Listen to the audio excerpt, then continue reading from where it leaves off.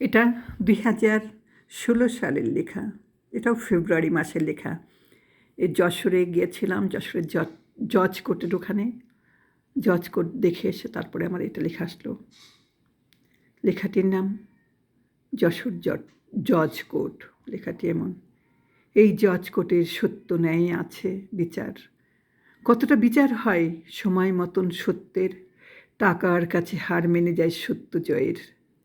যারা ঘুমিয়ে গেছে সেই বিচারক, তাদের বিচার হবে না ওই পারে সঠিক।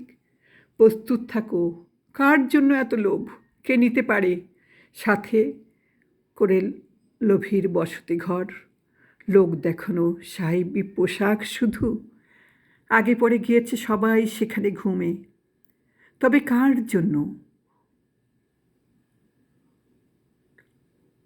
এত অট্টলিকা বাড়ি গাড়ি? ধার্মিকদের সন্তান যদি দাস হয় ধার্মিক, তবে তুলবে না মালিকের দরবারে হাত। যুগে যুগে এমন জজকোর্ট দাঁড়িয়ে আছে, কোথায় ন্যায় বিচারক আজও আছে? কেউ ভাবি না যাওয়া লাগবেই ওই পারে, তবু চলে যেতে হয় তাহার সেই ডাকে। কেমন বিচারক সে লোভের যে মাথা নত, তিনি ছাড় দেবেন না পৃথিবীর ওপারে ওপারে। গুছিয়ে রাখো নিজের কর্মফল সেই সব, তারপর যখন ডাক আসবেই যে।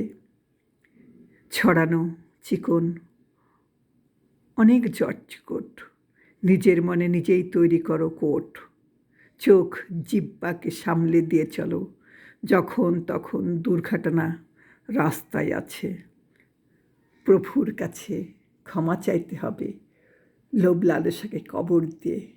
তারপর সুন্দর একটা মৃত্যুর প্রত্যাশা, ভালো ধর্মের কথা মুখে এনে মৃত্যুর প্রত্যাশা, ভালো মৃত্যু।